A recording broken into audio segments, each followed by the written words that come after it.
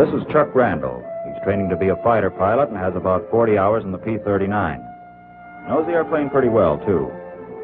He's not the hottest pilot in the world, but conscientious. He'll make a good flyer.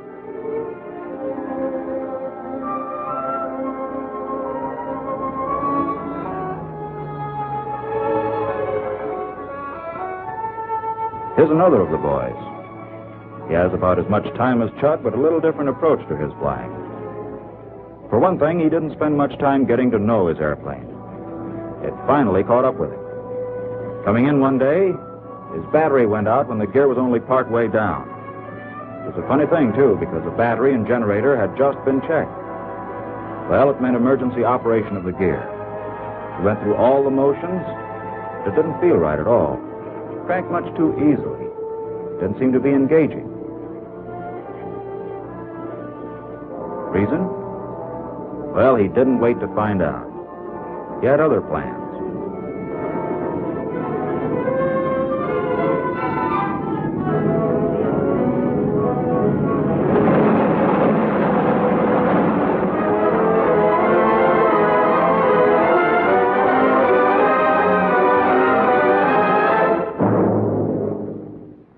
Sure, it was a safe landing.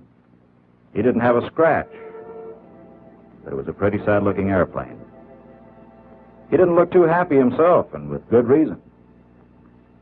In the first place, if he'd had the clutch handle to manual, he could have cranked the gear down without any trouble. In the second place, if he needed help remembering emergency operation, there's a card of instructions on the door.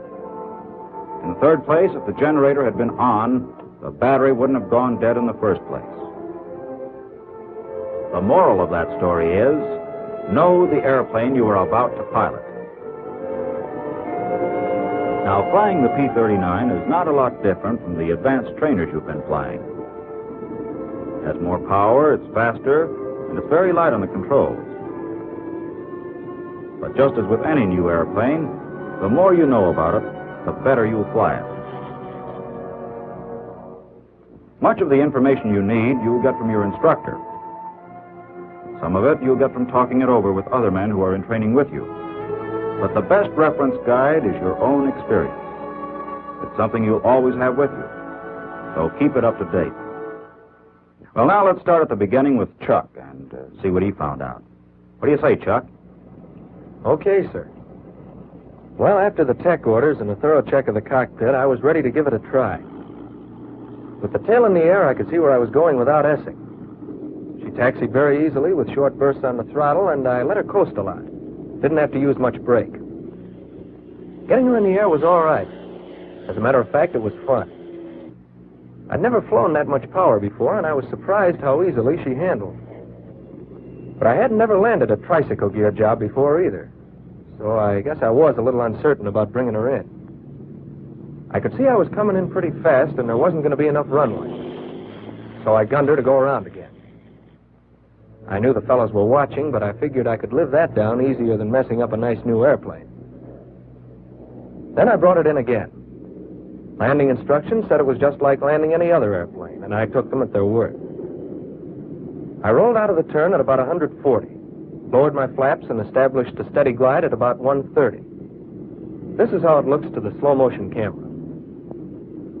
I came in over the end of the runway at 110, leveled out, and got the airplane in a conventional three-point landing attitude. I set her down on the two main wheels, holding the nose wheel off the ground with a slight back pressure on the stick. I found that I could hold the nose wheel anywhere from a few inches to 2 feet off the ground and still make a good landing. The airplane rolled straight down the runway, and I applied the brakes intermittently to lose speed. We don't roll up the flaps here until we park, since there are no stones to damage them, and there's less chance of hitting the wrong switch. How was the first flight, Chuck? Have any trouble? No, sir, it was okay. It was a lot different from what I expected. I guess you can't believe everything you hear. Depends where you hear it. You can pick up a lot of information from hangar experts, all the free dope you want on any airplane, and they always have it on good authority. Well, to get on with Chuck's story, he was over the first hump, but that was only the beginning. He still had a few things to learn about flying the airplane. And aside from the cockpit, there was a lot he wanted to know about the airplane itself. It's good background. Might come in handy someday.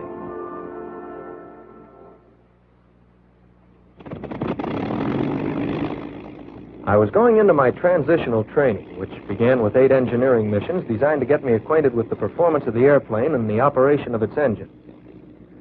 I was flying a Model N airplane and knew from the tech orders that if necessary, I could take off with 52 inches and 3,000 RPM, which is rated takeoff power. But in training, with the airplane making 8 or 10 takeoffs a day, we're instructed to keep it down to something less. Actually, it's possible to take off with as little as 35 inches. When I had sufficient altitude, I retracted the gear, and when I was up to a few hundred feet, eased back to 35 inches and 2,600. The going was smooth, and it sure felt good to be flying again. But I wasn't ready just yet to sit back and enjoy the scenery. There were a couple of things I had to keep an eye on. The press-stone temperature was under control. Oil temperature was about 70 degrees. Okay. Oil pressure about 70.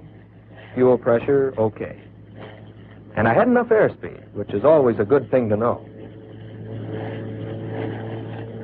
They say altitude is like money in the bank, and it's one thing the government has no objection to hoarding.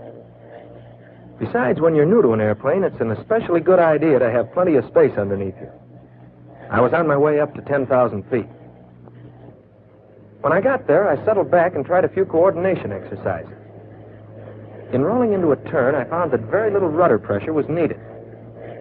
You want to treat this airplane like a lady. Don't try to be fast or rough if you expect to get along with her. Then I tried a few gentle turns. At first, I had a tendency to skid or slip. The turning radius of this airplane is much greater than what I've been used to. It took me a while to get the proper relationship between the aileron and rudder.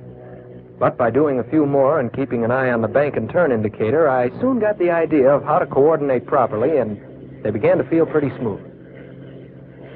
Like all pilots who fly pursuit, it wasn't long before I got to wondering about the speed I could get out of her. So I poured on the coal to see how she'd react. Up to 3,000 RPM and 52 inches. Incidentally, the tech orders say always increase RPM first, then manifold pressure. It's especially important in a high-powered engine like this.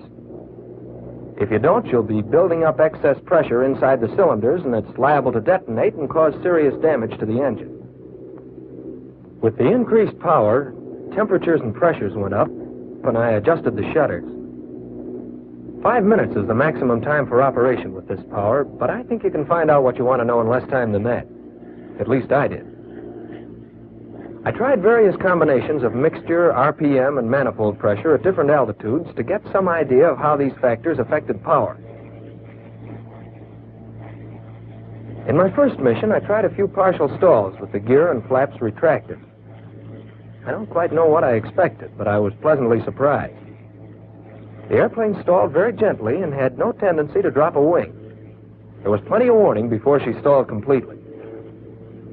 Later, I carried this a little further and did a complete stall at 10,000 feet with the power partially off. That is about 15 inches. It broke clean at about 100, and to recover, I dropped the nose to let her pick up speed, about 180, before I started to pull her up.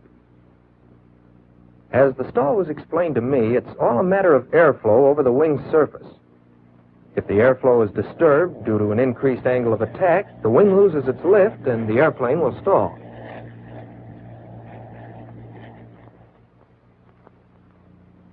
When the airplane approaches a stall, turbulence begins at the roots. And as this section begins to stall, it causes a shuddering. The tail buffets slightly from the effect of this turbulent air.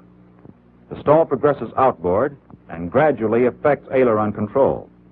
Just before the stall is complete, the entire aileron becomes ineffective. In recovery, the ailerons regain control before the wing is completely unstalled. So when you first feel aileron control returning, don't let it fool you. Don't start to pull up until you have sufficient speed. Later, I tried some partial stalls with the gear and flaps extended. The stall characteristics were pretty much the same as in the clean condition, but with the stall occurring at a lower speed. With the power reduced, I pulled the stick back gently until gradually the stall point was reached. After she began to shudder slightly, at about 95, I eased gently forward on the stick. I let her pick up some speed in a shallow dive, about 140, and eased her back level. Knowing stalls is a pretty good way to get the feel of any airplane, so I practiced until I was sure of it. Then, with the gear still down, I trimmed the airplane for an indicated airspeed of 150 and tried some gliding turns for practice and landing approaches. I figured it'd be a good idea to try them first at a safe altitude where there were no traffic problems, and I could concentrate on getting the knack of a properly coordinated gliding turn. I knew that speed was important, and I didn't let it drop below 130. At first, I'd go beyond a medium bank. A steeper bank is all right, but it's easy to skid, and I wanted to be darn sure I didn't pull her in too tight. It wasn't long before I was ready to hang one on the beginning of a landing. I kept some power on and didn't cut the gun until after the turn. I could spot my landings pretty well now. Whatever uncertainties I'd had at first were cleared up after I'd made a few more.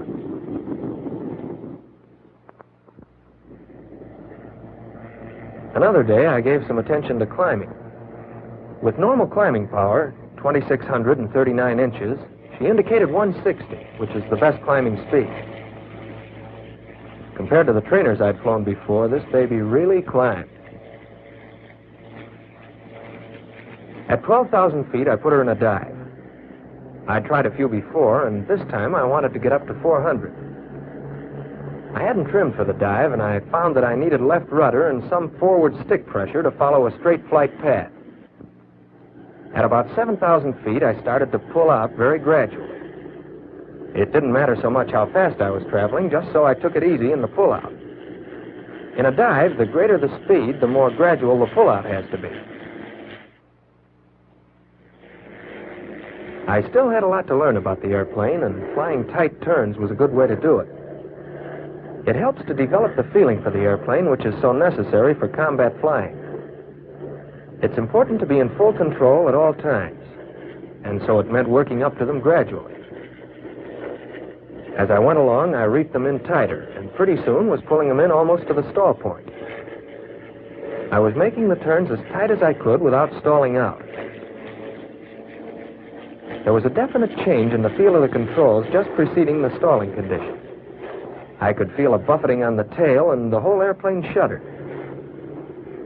I got so I could recognize it and was able to prevent a stall by relaxing back pressure.